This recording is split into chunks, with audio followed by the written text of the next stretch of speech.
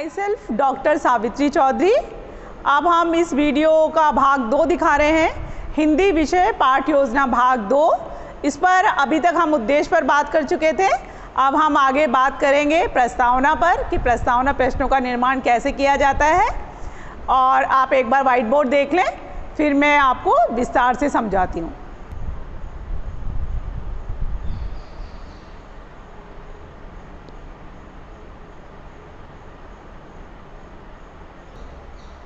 चलते हैं white board की ओर और पाठ योजना भाग 2 में हम आते हैं। हिंदी विषय की पाठ योजना के बारे में हम जानकारी प्राप्त कर रहे थे। अब हम बात कर रहे हैं सहायक सामग्री की कि कौन कौन सी सहायक सामग्री पाठ योजना को कक्षा में डिलीवर करते समय उसका हमें उपयोग करना चाहिए। तो देखिए, सहायक सामग्री में आप चौक का इस्तेमाल करते हैं या पॉइंटर का इस्तेमाल करते हैं, डस्टर का इस्तेमाल करते हैं। तो आप ये देखेंगे, ये ना लिखकर हम एक बहुत अच्छा वाक्य लिखते हैं, बहुत अच्छे शब्दों का इस्तेमाल करते हैं। देखिए, कक्षा उपयोगी सामान्य उपकरण। कक्षा उपयोगी सामान्य उपकरण जो हमने लिखा है उसमें आपका चौक, आपका डस्टर, आपका पॉइंटर, जो जो चीज़ें आप इस्तेमाल में लेकर आते हैं उन सब की गणना उसमें हो जाती है। इसलिए उसे अलग अलग ना लिखकर हम ऐसा लिख देते हैं, कक्षा उपयोगी सामान्य उपकरण। यदि आप चाहें तो आप ऐसा भी लिख सकते हैं, चौक, डस्टर, पॉइंटर, जो भी आप लिखते हैं, लेकिन ज़्यादा अच्छा यही रहेगा। फिर देखेंगे आप, यदि आपने सहायक सामग्री के रूप में कोई चार्ट या मॉडल बनाया है तो उस चार्ट और मॉडल को भी आप सहायक सामग्री के रूप में इसी वाक्य में अर्धविराम लगाकर या और से जोड़कर उसको यहाँ पर लिखेंगे कि चार्ट का या मॉडल का, जो भी या दोनों ही का आपने इस्तेमाल किया है, आपको यहाँ पर उसे अंकित करना होगा, लिखना होगा, डायरी में आपको लिखना होगा जिसमें आप लेसन प्लान बना रहे हैं। अब हम आते हैं प्रीवियस नॉलेज पर, पूर्व ज्ञान पर, क्योंकि हिंदी की पाठ योजना है इसलिए हिंदी के विषयों का, हिंदी के शब्दों का ही चयन करना ठीक रहेगा। पूर्व ज्ञान। पूर्व ज्ञान में एक सेंटेंस होता है, एक कथन होता है जिसमें हम ये बताते हैं कि बच्चा इस बारे में जानकारी रखता है। एक सेट लैंग्वेज है, एक बिल्कुल तकनीकी से या फॉर्मेशन जो है उस सेंटेंस का वैसा रहता है, कथन वैसा का वैसा रहेगा। देखिए क्या लिखा है, विद्यार्थी जयशंकर प्रसाद द्वारा रचित, कौन सा वाला पाठ है जो हमने लिया है, कक्षा 6 का पाठ है, छोटा जादूगर। तो विद्यार्थी जयशंकर प्रसाद द्वारा रचित छोटा जादूगर नामक पाठ के बारे में सामान्य जानकारी रखते हैं। अर्थात उसमें दोनों बात आ गई, जयशंकर प्रसाद से भी परिचित है बच्चा और उन्होंने जो कहानी लिखी है छोटा जादूगर, और उसके अंदर जो मानवीय गुण है उससे संबंधित वो कहानी पढ़ चुका है या मानवीय गुणों के बारे में जानता है, उसे मानवीय गुणों का ज्ञान है, ऐसा हम इसमें बताते हैं। फिर देखिए, अब हम बात करते हैं प्रस्तावना प्रश्नों की। क्या होता है इंट्रोडक्शन, क्या होता है प्रस्तावना प्रश्न, क्या होता है। ऐसा नहीं होता है कि आपने किताब उठाई और आप कक्ष में चले गए और आपने पढ़ाना शुरू कर दिया। आपका जो प्रकरण है छोटा जादूगर, यहाँ पर आने के लिए आपको कुछ प्रश्नों का निर्माण करना होगा। इससे पूर्व जब हमने आउटलाइंस की बात की थी तो आपको मैंने बताने का प्रयास किया था, प्रस्तावना को निकलवाने के या प्रस्तावना करने के हमारे पास बहुत सारे माध्यम हैं। आप कहानी के माध्यम से निकलवा सकते हैं, आप समान भाव वाली कविता के माध्यम से, यदि मैं रास प्रेम की, जब हम पद्य की योजना पढ़ेंगे तो उस समय भी बात करेंगे, अभी मैं आपको उदाहरण के तौर पर बता रही हूँ। यदि मैंने एक कहानी ली है मानवीय गुणों से युक्त छोटा जादूगर, तो मैं इसी से संदर्भित एक कहानी ले लूँगी, जैनेन्द्र द्वारा रचित एक मनोवैज्ञानिक कहानी है जिसमें एक बालिका के बारे में बताया गया है, पाजेब उसका नाम है। तो मैंने उस कहानी के माध्यम से भी, समान भाव की कहानी है, उसमें भी मानवीय गुण की बात है, सहज बालक की अभिवृत्तियों को बताया गया है, मनोवृत्तियों को बताया गया है, तो मैं उस कहानी के माध्यम से भी निकाल सकती हूँ क्योंकि दोनों में समान भाव है। प्रश्न उत्तर के माध्यम से निकाल सकते हैं, चार्ट के माध्यम से निकाल सकते हैं, कोई एक दोहा लिख दिया और मैंने पूछ लिया कि ये दोहा किसके द्वारा रचित है, इस दोहे का क्या अर्थ है, ये कौन सा वाला कवि है, तो आपने जब बता दिया मुझे जयशंकर प्रसाद है, तो भाई जयशंकर प्रसाद द्वारा रचित, ऐसे भी हम प्रस्तावना प्रश्न निकाल सकते हैं। तो यहाँ पर हमने प्रश्नोत्तर विधि को माध्यम बनाया है प्रस्तावना निकालने का। अब जो प्रस्तावना प्रश्न होते हैं वो हम संख्या में हम 5 बनाते हैं। धीरे धीरे जब हमें बहुत अभ्यास हो जाएगा हम 3 में ही प्रस्तावना निकाल लेंगे। अभी हमने 5 प्रश्न बनाए हैं। पहला जो प्रश्न रहेगा, ये मैंने आपको पूर्व में बताया था, किस पर बेस्ड होता है, शिक्षण सूत्र पर बेस्ड होता है। तो पहला जो प्रश्न है हमारा पूर्व ज्ञान पर आधारित है। देखिए क्या लिखा हुआ है, आप कौन से देश में निवास करते हैं। देखिए स्ट्रक्चर देखिए आप उसकी संरचना देखिए, आप उसका फॉर्मेशन देखिए, आप कहाँ रहते हो, मैं ये भी पूछ सकती हूँ, लेकिन मैंने बहुत अच्छे शब्दों का चयन किया है और लिखा है आप कौन से देश में निवास करते हैं। आप ये देखिए छात्र क्रिया, इस तरह से एक टेबल बनाई जाती है। ये देखिए क्रम संख्या है, छात्र अध्यापक या छात्र अध्यापक क्रिया है, छात्र क्रिया है, ये खाने खींचे आपके सामने, एक प्रारूप तैयार किया है। ये देखिए क्रम संख्या, कितने प्रश्न है, 5 प्रश्न है। कौन कौन क्रिया कर रहा है, तो ये छात्र अध्यापक या छात्र अध्यापिका क्रिया कर रही है। फिर कौन क्रिया कर रहा है, यहाँ उत्तर देने का काम कौन कर रहा है, छात्र या छात्र की क्रियाएं हैं, यहाँ पर छात्र उत्तर दे रहे हैं। तो पहला प्रश्न देखिए पूर्व ज्ञान पर आधारित है और हमने प्रश्न पूछा कि आप कौन से देश में निवास करते हैं। आपको उत्तर प्राप्त हुआ भारत में। अब ये उत्तर कैसे प्राप्त हुआ, प्रश्न उत्तर के बीच में कितना अंतर होना चाहिए, प्रश्न वित्तन करते समय कितनी कौन कौन सी सावधानियों का ध्यान रखना चाहिए, इसके बारे में भी हम बात करेंगे। अब देखिए प्रश्न दूसरा। अब दूसरा जो प्रश्न आपने फ्रेम किया है, आप बनाएंगे, आप सोचेंगे, तो आप देखेंगे यहाँ क्या आया है, उत्तर हमें क्या प्राप्त हुआ भारत में। तो आप देखेंगे मैंने इसी शब्द को उठाकर अगला अपना प्रश्न बनाया है। देखिए यहाँ लिखा है भारत में, मैंने यहाँ पर लिया है भारत में। मेरा प्रश्न उसी शब्द से शुरू हो रहा है, भारत में कौन कौन से धर्म प्रचलित हैं। तो यहाँ बच्चों का आंसर देखिए, आप छात्र छात्राओं का आंसर देखिए, हिंदू, मुस्लिम, सिख और ईसाई। ये मुझे उत्तर प्राप्त हुआ कक्ष के विद्यार्थियों से। अब देखिए यहाँ पर क्या था, हिंदू, मुस्लिम, सिख, ईसाई। अब मैंने यहाँ से ये हिंदू धर्म ले लिया और यहाँ पर अगला प्रश्न इसी उत्तर से फ्रेम किया, बनाया, उसका निर्माण किया, उसकी संरचना की। हिंदू धर्म के मुख्य त्योहारों के नाम बताइए, कौन कौन से त्योहार होते हैं, हिंदू धर्म के लोग कौन कौन से त्योहार मनाते हैं। तो देखिए यहाँ पर होली, दीपावली, दशहरा। अगला प्रश्न जो मैं बना रही हूँ वो मैंने इसी में से एक शब्द लिया है, दशहरा, और यहाँ पर मैंने बनाया दशहरे के मेले के मुख्य आकर्षण क्या होते हैं। तो यहाँ पर मुझे जवाब प्राप्त हुआ तमाशा, झूले, दुकानें, जो भी मुझे प्राप्त हुआ। पर मेरे काम का, मुझे जो अगला प्रश्न के लिए शब्द चाहिए था वो मेरा काम बन गया, उससे यहाँ आ गया तमाशा। तो यहाँ मैंने तमाशे से बना दिया कि तमाशा दिखाने वाले को क्या कहते हैं, तमाशा कौन दिखाता है, तो हमने कहा जादूगर। तो अब हमारे देखिए हमारा प्रकरण क्या है, छोटा जादूगर। हमारे पास उत्तर क्या निकल के आ गया, जादूगर। अब हम प्रस्तावना प्रश्नों के बाद उद्देश्य कथन बोलेंगे। जब प्रारूप में आउटलाइंस की बात हुई थी तो उद्देश्य कथन बताया था।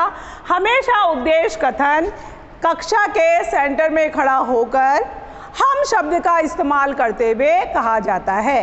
कोई सी भी पाठ योजना बने, किसी भी विषय की पाठ योजना बने, हमेशा इसी तरह से उद्देश्य कथन को बोला जाता है। उद्देश्य कथन बोलते बोलते ही बोर्ड पर प्रकरण लिखा जाता है। अभी हम डायरी की बात कर रहे हैं इसलिए आपको व्हाइट बोर्ड पे प्रकरण लिखा हुआ नज़र आ रहा है। जब हम बात करेंगे कक्ष में जो आपकी पाठ योजना है उसको कैसे वितरित करते हैं, तो फिर मैं आपको बताऊंगी कि प्रकरण उद्देश्य कथन को बोलते बोलते लिखा जाता है। कि हमने बोला आज हम जयशंकर प्रसाद द्वारा रचित छोटा जादूगर नामक पाठ का अध्ययन करेंगे। देखिए व्हाइट बोर्ड पर यही लिखा हुआ है, आज हम छोटा जादूगर नामक पाठ का अध्ययन करेंगे। फिर देखिए अब हमारा अगला चरण आया पाठ का विकास। भाई पाठ का विकास कौन कौन सी विधि से होगा? तो हमने कहा व्याख्यान विधि है हमारे पास में, हमें बोलना पड़ेगा।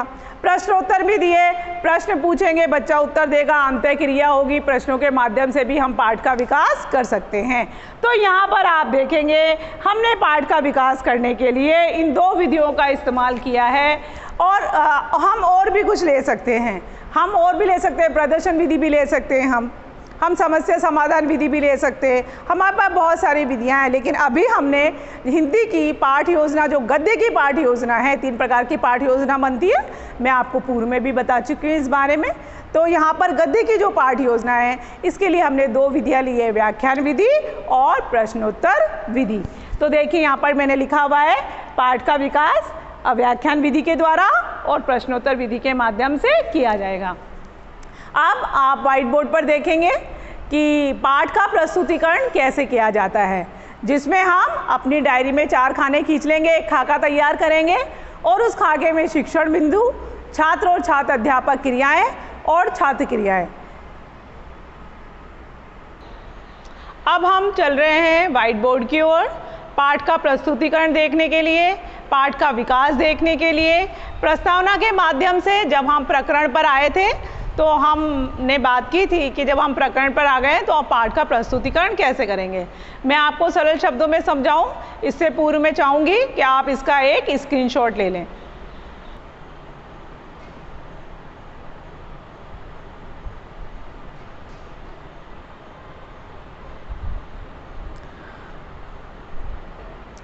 पाठ के प्रस्तुतिकरण में हम इस प्रारूप को देखेंगे कि किस प्रारूप को आपको डायरी में बनाना है। देखिए हमने बात की शिक्षण बिंदु की, फिर छात्र अध्यापक या छात्र अध्यापिकाएं क्रिया, फिर हम बात कर रहे हैं छात्र क्रियाएं की। आप देखेंगे आप 3 खाने खींचेंगे, एक शिक्षण बिंदु के लिए, एक छात्र अध्यापक और छात्र अध्यापक क्रियाओं के लिए, ये थोड़ा सा बड़ा होगा लंबाई और चौड़ाई दोनों में, और छात्र क्रियाएं। अब हम आते हैं पाठ के प्रस्तुतिकरण के पहले चरण पर। हमने यहाँ क्या लिखा है? शिक्षण बिंदु। कौन सी पाठ योजना है? कौन से विषय की? हिंदी विषय की। क्या नाम था? छोटा जादूगर। आप देखेंगे, ये देखिए मैंने एक शब्द लिखा है कार्निवल, और यहाँ पर देखेंगे डैश डैश डैश डैश करके, और यहाँ पर लिखा है सिर हिला दिया। अर्थात मैंने जिस भी पाठ का चयन पाठ योजना बनाने के लिए किया है, आप देखें उसका पहला शब्द और जहाँ तक मैंने लिया है उसका अंतिम शब्द यहाँ पर लिया है।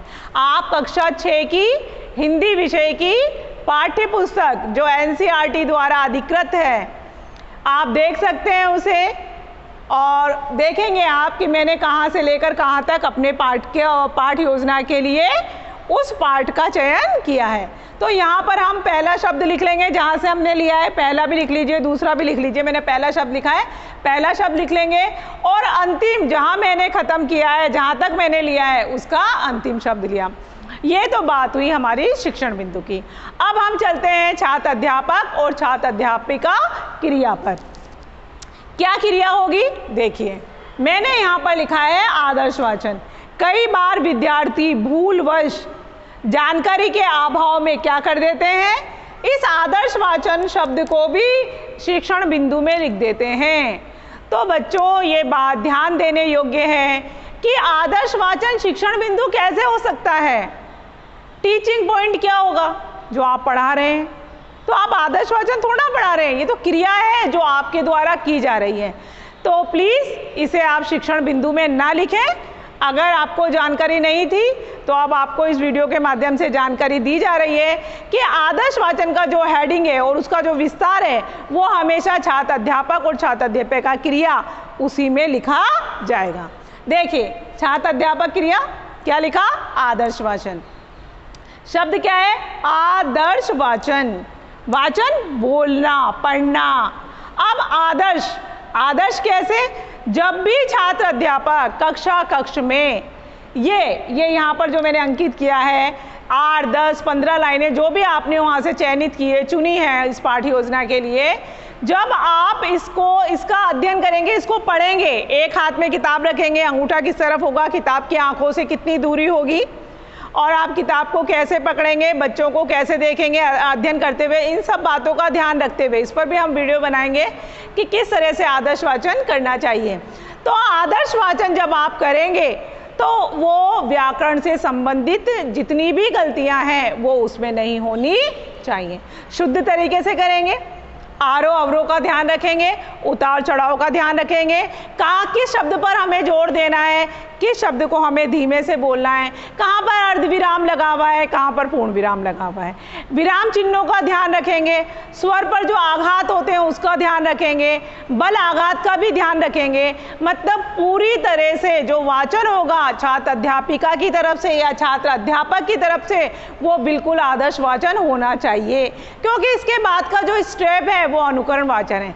जितना अच्छा आप पढ़ेंगे, जितना अच्छा आप पाठ योजना का वाचन करेंगे, जो भी पाठ आपने लिया है, जब उसका वाचन करेंगे तो बच्चा आप ही का अनुकरण करेगा। इसके बाद नेक्स्ट इस पे अनुकरण वाचन होगा। तो अब आप देखिए आदर्श वाचन में आपको एक सेट लैंग्वेज है, एक बनी बनाई सुसंगठित व्यवस्थित कथन है, उनको कैसे लिखा जाता है। देखिए आदर्श वाचन छात्र अध्यापक विषय वस्तु का, विषय वस्तु क्या, ये विषय वस्तु, ये टीचिंग पॉइंट, छात्र अध्यापक विषय वस्तु का शुद्ध उच्चारण के साथ स्पष्ट, देखिए एक एक शब्द को देखिए क्या लिखा है, शुद्ध उच्चारण, स श क, ऐसे जब बोलते हैं तो कुछ गलतियां होती है, इस तरह की कोई गलती नहीं हो। तो वस्तु का शुद्ध उच्चारण के साथ स्पष्ट एकदम, आरोह अवरोह उतार चढ़ाव, स्वर आघात, कहाँ पर आधा कहाँ पर पूरा है, कहाँ पर संयुक्त है, बल आघात बालाघात, मतलब बल आघात कहाँ पर बल देना है, कहाँ पर कौन सा शब्द इसमें लुप्त हो रहा है, कौन सा इसमें, जैसे अंग्रेजी में साइलेंट होता है, हम होता है ओनेस्ट, आप लिखते हैं एच से, आप बोलते हैं उसे ओनेस्ट, तो इस तरह का हमें हिंदी में भी ध्यान रखना है। यह है बालाघात। अब देखेंगे तथा विराम चिन्हों का ध्यान रखते हुए आदर्श वाचन करेगा। तो कैसा हो गया, ये लैंग्वेज है, ये आपको यहाँ लिखनी है, छात्र अध्यापक क्रिया में लिखनी है, शिक्षण बिंदु में नहीं लिखनी है। शिक्षण बिंदु में तो जो आप पाठ पढ़ा रहे हैं उसका आरंभिक शब्द और अंत जहाँ तक आपने लिया है उसके अंतिम शब्द ही आएंगे। चलिए हम दूसरी तरफ चलते हैं। आदर्श वाचन हो गया। अब क्रियाओं के अंतर्गत दूसरा अनुकरण वाचन कौन करेगा, कक्ष में जो बैठे हुए छात्र छात्रा हैं वो करेंगे। निर्देश कौन देगा, निर्देश टीचर देगा भाई। देखिए क्या लिखेंगे, छात्र अध्यापक कतिपय छात्रों को अनुकरण वाचन का निर्देश देगा तथा वाचन में आई अशुद्धियों का संशोधन करवाएगा। अब देखिए आपने कहा बच्चे को कि आप उठिए, आप खड़े होइए और किताब में यहाँ से यहाँ तक पढ़िए। जब वो पढ़ेगा तो हो सकता है किसी शब्द को वो अशुद्ध बोल रहा हो। जब वो अशुद्ध बोलेगा तो आपकी ये जिम्मेदारी बनती है, एक टीचर की, एक शिक्षक की, एक अध्यापक की ये जिम्मेदारी बनती है कि वो उसकी गलतियों को पकड़े, उसने जो अशुद्ध शब्द बोला है उसे शुद्ध कराए। तो अशुद्ध शब्दों का वो शुद्ध उच्चारण कर ले। इसके लिए भी हमारी व्याकरण में, हमारी पाठ्य योजना में बहुत सारे तरीके हैं। आप लिखकर करवा सकते हैं। आप ब्लैक बोर्ड के पास में आएंगे, बच्चे ने कुछ गलत बोला है उसको आप लिखेंगे, यहाँ पर तोड़ तोड़ कर शब्दों को तोड़ तोड़ कर लिखेंगे, उसको विभाजित कर कर लिखेंगे, फिर उस बालक से कहेंगे, उस विद्यार्थी से कहेंगे आप इसको पढ़िए। ये तरीका आप अपना सकते हैं। आप दूसरा तरीका भी अपना सकते हैं कि एक पास में जो विद्यार्थी है उस विद्यार्थी को बोले कि आप बोलकर बताएं, तब वो विद्यार्थी बोलकर बताएगा तो आप देखेंगे, आप उसका अनुकरण करेंगे कि किस तरीके से बोला है। कुछ शब्द होते हैं जिसे बोलने में जिसे स्पष्ट रूप से नहीं बोला जा सकता, तो बच्चा सुनकर बोलेगा, लिखकर बोल सकता है, देखकर बोल सकता है। तो इस तरह से हम उसकी अशुद्धियों को क्या कर सकते हैं, सुधार सकते हैं। फिर देखिए आप यहाँ पर ये बात की थी हमने छात्र अध्यापक या छात्र अध्यापिका क्रिया की। अब हम बात कर रहे हैं छात्र क्रियाएं की। भाई जब आदर्श वाचन कक्ष में छात्र अध्यापक के द्वारा किया जा रहा होगा तो बालक क्या करेंगे? कक्ष में जो विद्यार्थी बैठा हुआ है वो क्या करेगा? उनकी क्या क्रियाएं होंगी? तो आप देखिए क्या क्रियाएं होगी। विद्यार्थी जो भी विषय वस्तु है उसको ध्यानपूर्वक सुनेंगे, ये उस समय वो करेंगे। अनुकरण वाचन के समय क्या करेंगे? देखिए क्या करेंगे छात्र छात्राएं, छात्र या छात्राएं या विद्यार्थी अनुकरण वाचन करेंगे निर्देशानुसार। छात्र अध्यापिका के निर्देशानुसार अनुकरण वाचन करेंगे तथा वाचन में आई हुई अशुद्धियों का संशोधन करेंगे। ये किसकी क्रियाएं हैं? छात्र की क्रियाएं हैं, विद्यार्थी की क्रियाएं हैं। आप देखेंगे अनुकरण वाचन करते समय गलती होना स्वाभाविक है, तो संकोच न करें। आप अध्यापक हैं, आपने आदर्श वाचन किया है, आपकी जिम्मेदारी है कि आप अनुकरण वाचन में छात्रों द्वारा की जाने वाली, विद्यार्थियों द्वारा की जाने वाली अशुद्धियों का निवारण करें। निवारण के लिए हमारे पास तरीके हैं, उपाय हैं, युक्तियां हैं, उनको आप अपनाएं। और फिर पाठ योजना के अगले चरण में हम चलते हैं, वो है काठिन्य निवारण। तो काठिन्य निवारण क्या होता है? काठिन्य निवारण को आप देखेंगे अगले चरण में मैं आपको बताऊंगी। तो ये जो वीडियो है पाठ योजना, आप जो बेल आइकन दिया हुआ है उसको आप क्लिक करेंगे, आपको अवश्य पसंद आएगा। आप इसे लाइक करेंगे और सब्सक्राइब तो आप करेंगे ही, क्योंकि ये अगले महीने आपके बहुत आपके काम में आने वाला है, आपके लिए उपयोगी है।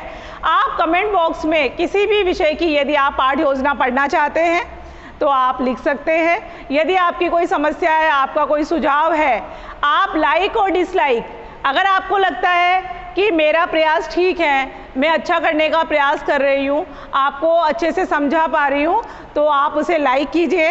और यदि आपको ऐसा लगता है कि मेरे समझाने में कोई त्रुटि है तो मैं बेहिचक आपसे कह रही हूँ आप उसे डिसलाइक कीजिए, लेकिन कमेंट्स में आप ज़रूर लिखें, क्योंकि मुझे लगता है कि मैं अपनी कमी को यदि सुधार पाऊँगी तो मैं इससे भी अच्छा बेटर कर पाऊँगी, क्योंकि I shall try to my best with my work and behaviour. मेरी कोशिश है कि मैं अच्छे से अच्छा करने का प्रयास करूं और मैं प्रयास कर रही हूं तो मैं ज़रूर सफल होंगी। धन्यवाद।